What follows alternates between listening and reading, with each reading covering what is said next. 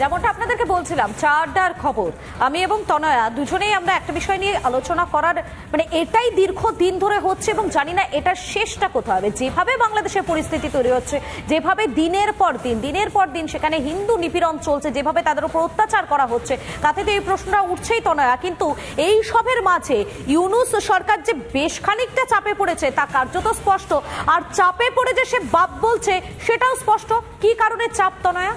দেখো, কিছুদিন আগে আমরা জানি যে ভারতের তরফ থেকে ফরেন সেক্রেটারি অর্থাৎ ভারতের যে বিদেশ সচিব বিক্রম মিশ্রি তিনি গিয়েছিলেন বাংলাদেশে গিয়ে তিনি বৈঠক করেন এবং সেই বৈঠকের পরবর্তী সময় দেখলাম কিছুটা হলেও হয়তো ঢোক গিলতে বাধ্য হয়েছে ইউনূস প্রশাসন। তার কারণটা কি? তার কারণ একটাই, কারণ এই যে বৈঠক এবং সেই বৈঠকে যখন উল্লেখ করা হয়েছে সে দেশের সংখ্যালঘু হিন্দুদের ওপর হামলা হচ্ছে, আক্রমণ হচ্ছে, তাদেরকে মারধর করা হচ্ছে, মিথ্যা মামলায় ফাঁসিয়ে দেওয়া হচ্ছে, জেল কাটানো হচ্ছে এবং তার প্রতিবাদের আঁচ গোটা বিশ্ব জুড়ে ছড়িয়ে পড়েছে। যখন এই প্রসঙ্গ উত্থাপন হয়, প্রসঙ্গে আলোচনা হয়, তার পরবর্তী সময় কোথাও গিয়ে স্বীকার করে নিতে দেখা গেল ইউনূস প্রশাসনকে যে সত্যি সেখানে হামলার ঘটনা ঘটেছে। সুতরাং কোনোটাই ভ্রান্ত নয়, কোনোটাই মিথ্যে নয়, কোনোটাই প্রপাগান্ডা নয়, অর্থাৎ এই ঘটনাগুলো সেখানে ঘটেছে।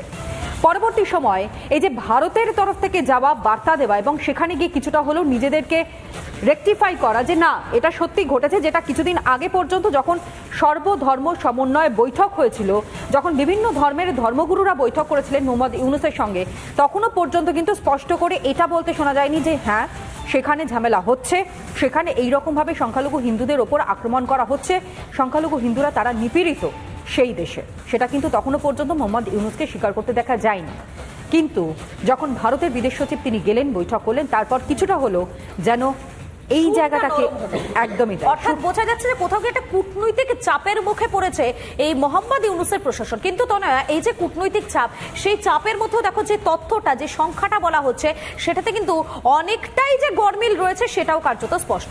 বলা হচ্ছে 5ই আগস্ট থেকে 22শে অক্টোবর এই যে একটা দীর্ঘ সময়, এই দীর্ঘ সময় নাকি মাত্র 88টি মামলা রুজু হয়েছে এবং সেই মামলার ভিত্তিতে নাকি 70 জনকে গ্রেফতার করা হয়েছে। সংখ্যাটা অতি নগণ্য হলেও ইউনূস সরকারের উপর যে কার্যত একটা চাপ বাড়ছে, একটা কূটনৈতিক চাপ বাড়ছে, তাতে কিন্তু অনেকটাই তা স্পষ্ট হয়ে যাচ্ছে। কিন্তু এই সবের মাঝেও আমরা যে ছবিটা এখনো পর্যন্ত বাংলাদেশে দেখে যাচ্ছি সেটা হলো চিন্ময় কৃষ্ণপ্রভু, সেই চিন্ময় কৃষ্ণপ্রভুর জেল মুক্তি এবং চিন্ময় কৃষ্ণপ্রভুর জামিন মামলা আমরা জানি সেটা রয়েছে জানুয়ারিতে। সেটা যখন আমরা বলছি তখন একবার কি আমরা একটু প্রতিবেদনের মধ্য দিয়ে দেখার চেষ্টা করি? আগে সেই প্রতিবেদন আপনাদের জন্য দেখুন। অক্টোবরের 22 তারিখ পর্যন্ত মোট 88টা কেস, 70 জন অ্যারেস্টেড।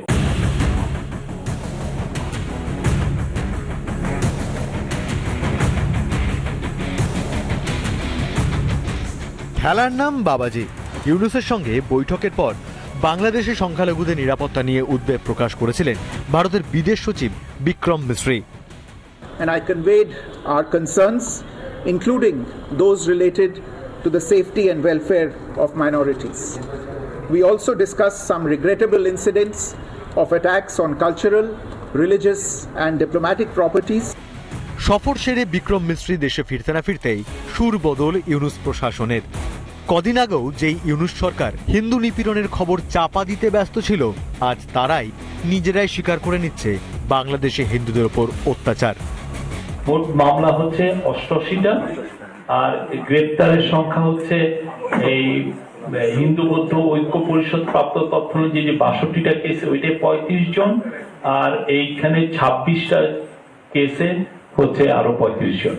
আমরা যারা যারা বাংলাদেশে এই ধরনের ন্যাক্কারজনক কাজে, যারা এই ভায়োলেন্সে যারা জড়িত, আমরা সবাইকে অ্যারেস্ট করি। আসল ঘটনার তুলনায় সংখ্যাটা নগণ্য হলেও খোদ ইউনূসের প্রেস সচিবের এই স্বীকারোক্তি যথেষ্ট তাৎপর্যপূর্ণ। ইউনূসের প্রশাসনের ভুলবদল যে বিক্রম মিশ্রির বাংলাদেশ সফরের জন্যই, তার বলার অপেক্ষা রাখে না। এতদিন পর্যন্ত বলা ভালো যে বাংলাদেশ এটা অ্যাকসেপ্টই করছিল না যে সে দেশে সংখ্যালঘুদের উপর অত্যাচার হয়েছে। যাই হোক, কমসে কম তারা অ্যাকসেপ্ট করেছে, মেনে নিয়েছে যে অত্যাচারটা হয়েছে, কিন্তু যে সংখ্যাটা বলা হচ্ছে আমার মনে হচ্ছে সংখ্যাটা অত্যন্ত কম এবং আমরা দেখেছি হাজারে হাজারে সংখ্যায় মানুষ হিন্দুদের বাড়ি জ্বালিয়েছে, বাড়িঘর ভেঙেছে। ভারতের বিদেশ সচিবের ঝটিকা সফর, তাতেই হিন্দু নিপীড়নের কথা স্বীকার করতে বাধ্য হল ইউনূস প্রশাসন। ভারত বিদ্বেষের ফল হাড়ে হাড়ে টের পাচ্ছেন মোহাম্মদ ইউনূস। বিক্রম মিশ্রি মোচকে দিয়েছে, এবার ভাঙতে চলেছেন মোহাম্মদ ইউনূস। রিপাবলিক বাংলা। দেখো মধুকল্পিতা, আমরা শফিক আলমের বক্তব্য দর্শক বন্ধুদের সামনে তুলে ধরলাম যে প্রেস সচিব তিনি কি বলেন। অন্ততপক্ষে তিনি এটুখানি স্বীকার করেছেন যে সেদিকে সত্যি যে ঘটনাগুলো আমরা দেখছি তা সত্য, অর্থাৎ কোনোটাই মিথ্যে নয়। এর পাশাপাশি বেশ কিছু বক্তব্য আগে আপনাদের সামনে শোনাবো, তারপর যারা অতিথিরা রয়েছেন তাদের সঙ্গে আমরা পরিচয় পর্ব সারবো এবং তাদের সঙ্গে আমরা আলোচনা করে বর্তমান পরিস্থিতি কোন জায়গায় যাচ্ছে সেটা আমরা জানবার চেষ্টা করবো, বোঝবার চেষ্টা করবো। প্রথমে রুহুল কবির রিজভী অর্থাৎ বিএনপি নেতা, তিনি কি বলেছেন একবার আপনাদের সামনে রাখি।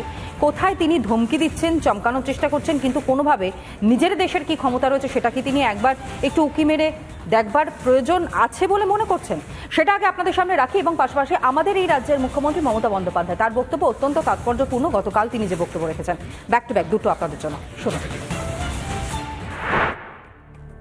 আজকে এই নিজেরা একত্রভিত্ত হয়ে পুষ্টিবদ্ধ হাত আকাশের দিকে তুলে তারা আখাউড়ার দিকে এগিয়ে যাচ্ছে। এদের এই চেতনা তো বাংলার মহান যে সমস্ত নেতা যারা আমাদের স্বাধীনতা যুদ্ধ থেকে প্রেরণা দিয়েছেন, পরবর্তীতে দেশ রক্ষার প্রেরণা দিয়েছেন, এই চেতনা তৈরি করেছেন। আগে আমরা রক্ত দিয়ে যে স্বাধীনতা কিনেছি, ওই স্বাধীনতা আবার বিক্রি করে দেব। আমরা পিন্ডির কাছ থেকে স্বাধীনতা ছিনিয়ে এনেছি, এটা দিল্লির কাছে আমরা আত্মসমর্পণ করব, এই রক্ত আমাদের মাঝে নেই। আপনারা কেন বাংলাদেশ নিয়ে আমাকে বারবার জিজ্ঞেস করেন বলুন তো? আর কিছু ফেক ভিডিও চলছে, গভর্নমেন্ট অফ ওয়েস্ট বেঙ্গলের ব্যাপার নয়। বারবার এক কথা আপনারা আমাকে জিজ্ঞেস করবেন না। কেউ কেউ মিসলিড করে এটাকে সাম্প্রদায়িক দাঙ্গার পর্যায়ে নিয়ে যাচ্ছে। ভাবতেও অবাক লাগে তো নয় যে এই একটা দেশ, যে দেশটা কিনা পুরোপুরি ভারতের উপর নির্ভরশীল, সেই দেশটা ভুলে যাচ্ছে ৭১-এর মুক্তিযুদ্ধের কথা। কতটা বেঈমান হলে একটা দেশের বিএনপি নেতা সে প্রকাশ্য রাস্তায় দাঁড়িয়ে এই ধরনের বক্তব্য রাখতে পারেন? কতটা বেঈমান হলে একটা দেশের বিএনপি নেতা, এবং তিনি কি করছেন, তিনি সবার সামনে প্রকাশ্যে ভারতীয় শাড়ি, সেই শাড়িটা নিয়ে এসে পুড়িয়ে তিনি প্রতিবাদ দেখাচ্ছেন। আর এখানেই তো ভাবতে অবাক লাগছে। ভাবুন একবার, যে দেশটা কিনা স্বাধীনতাই পেত না, স্বাধীনতা অর্জনই করতে পারতো না ভারতবর্ষ ছাড়া, সেই দেশটার কতটা ভারতের প্রতি বিদ্বেষ, এবং এই বিদ্বেষ যে ভয়ঙ্কর হতে চলেছে তাদের কাছে, সেটা হয়তো তারা আজ বুঝছে না, হয়তো ভবিষ্যতে বুঝবেন। আর এই নিয়ে শুরু করি তো নয় আজকে আমাদের এই আলোচনা। আমাদের সঙ্গে যারা স্টুডিওতে রয়েছেন, আলাপ করিতেই রয়েছেন রাজনৈতিক বিশ্লেষক দেবাশিস ঘোষ রয়েছেন আমাদের সঙ্গে, এবং এর পাশাপাশি রয়েছেন বিজেপি মুখপাত্র তন্ময় মুখার্জি রয়েছেন। দুজনকেই স্বাগত রিপাবলিক বাংলায়। আমি প্রথমেই দেবাশিস বাবুর কাছে একটা বিষয় জানতে চাইবো। দেবাশিস বাবু, এই যে বাংলাদেশের বর্তমানে যে পরিস্থিতি দেখা যাচ্ছে, সেটাতে করে টালমাটাল পরিস্থিতি। একদিকে মোহাম্মদ ইউনূসের সরকার, তারা কার্যত গায়ের জোরে চিন্ময় প্রভুকে জেলে আটকে রাখছেন, হিন্দুদের দমন পীড়ন করছেন। এই ছবিটা যখন একদিকে দেখা যাচ্ছে, ঠিক অপরদিকে আমরা কি দেখতে পাচ্ছি, আরাকান আর্মিরা তারা চলে এসেছেন একেবারে বাংলাদেশের দোরগোড়ায়, এসে তারা বাংলাদেশের দরজায় একেবারে কড়া নাড়ছেন। কিন্তু তাতে কি মনে হয় বাংলাদেশের এই বর্তমান যারা সরকার, সোকল সরকার বলছেন যারা নিজেদেরকে, তারা নিজেদের দেশের মাটিটা, দেশের জায়গাটা সেটা ধরে রাখতে পারবেন? আসলে যারা আন্দোলনটা এখন মুখ্য ভূমিকা নিয়েছে, বা এখনকার যে নতুন প্রজন্ম বাংলাদেশে, তারা ঠিক ১৯৭১ সালে পাকিস্তানের যে আক্রমণ ছিল, পাকিস্তানের যে ধরনের মানুষের ওপর অত্যাচার করেছিল, সেগুলো তারা জানে না। তার ফলে সরকারের পক্ষে এটা হয়তো বেচতে সুবিধে হচ্ছে এই ন্যারেটিভটা, যে এই যে হিন্দু বিরোধী বা ভারত বিরোধী একটা জায়গায় যাওয়ার চেষ্টা করছে। আমরা নিশ্চয়ই জানি যে পুরো পাকিস্তানে কি ধরনের অত্যাচার চলেছিল, এবং সেই সময় ইন্দিরা গান্ধী যে যুদ্ধটা হয়েছিল, যেখানে পুরো পাকিস্তান এবং বাংলাদেশ আলাদা হয়েছিল, এবং জয় বাংলা স্লোগান উঠেছিল আমাদের যিনি মুজিবুর রহমান এবং যুদ্ধ যে কথাটা আমরা বলি, সেই যে ইতিহাসটা বোধহয় এখনকার যে বাংলাদেশের যারা যুব সম্প্রদায় তারা ভালো করে জানে না, তাদের হয়তো এই জায়গাটা আসতো না। আপনি সবসময় দেখবেন এই যে আজকে চিন্ময় কৃষ্ণ ব্রহ্মচারী, যাকে আটক করা হয়েছে এইভাবে, তিনি কি বলেছিলেন? তিনি বলেছিলেন, আমার মাটি, আমার দেশ, আমার মাটি, আমরা এই দেশ ছেড়ে যাব না। এই যে স্লোগানে তারা তো একত্রিত হয়েছিল, এবং এই জায়গা থেকে চিন্ময় প্রভুকে আপনার জেলের মধ্যে নিয়ে যাওয়া হয়েছে, বা জামিন অযোগ্য অপরাধে বন্দী করা হয়েছে। আসলে ব্যাপারটা হচ্ছে, যে কোনো জায়গায় যখন কোনো মৌলবাদ মাথাচাড়া দেয়, তখন গণতন্ত্র বিরোধী সেটা হয়। আপনি সেটা হিন্দু বিরোধী, মুসলিম বিরোধী, যে জায়গায় আসুন না কেন, যদি হিন্দু বিরোধী সংগঠন থাকে, মুসলিম মৌলবাদ মাথাচাড়া দেয়, তখন হিন্দুদের উপর অত্যাচার হয়। আর একইভাবে অন্যরকম কোনো যদি ধর্ম মৌলবাদ মাথাচাড়া দেয়, তখন বাকি ধর্মের উপর অত্যাচার হয়।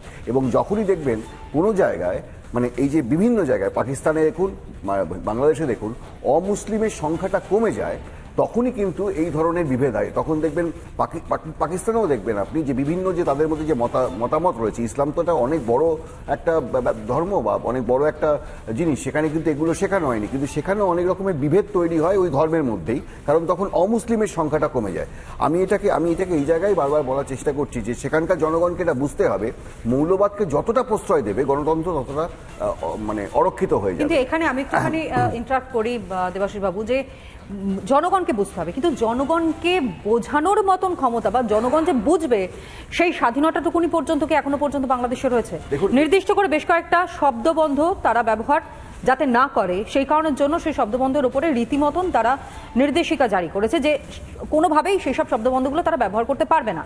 তাহলে সাধারণ মানুষের ভাবনা, চিন্তা, মৌলিক অধিকার সেগুলো কি খর্ব হচ্ছে না? মানবাধিকার খর্ব হচ্ছে না? এখানে একটা জিনিস আছে, মানুষের মধ্যে যে ক্ষোভটা ছিল হাসিনা সরকারের সময় থেকে, হাসিনা সরকারের বিরুদ্ধে যে ক্ষোভটা, মানে আওয়ামী লীগের বিরুদ্ধে যে ক্ষোভ, সেই ক্ষোভটার উদ্গীরণ হয়েছে। আমরা দেখেছি যে মুজিবুর রহমানের মুক্তি ভেঙে দেওয়া হয়েছে, কারণ হাসিনা যেহেতু ওনার কন্যা, সেই জায়গা থেকে মানে হাসিনাকে সরাতে গিয়ে বা হাসিনার প্রতি ক্ষোভ ব্যক্ত করতে গিয়ে ওই জিনিসটা তাদের করতে হয়েছে। এবং আওয়ামী লীগের উপর অত্যাচারটাই শুরু হয়েছিল প্রথমে, এই আওয়ামী লীগের মধ্যে হিন্দুদের পার্সেন্টেজ হয়তো বেশি ছিল। না, সেখানেও তো একটা বিষয় রয়েছে, বৈষম্য বিরোধী আন্দোলন দিয়ে শুরু হলো, হয়তো উপরে খোল নলচেটাকে একরকম রাখা হলো, ভেতরটা পুরো পরিবর্তন করে দেওয়া হলো, আলটিমেটলি তো এই ঘটনাই ঘটেছে।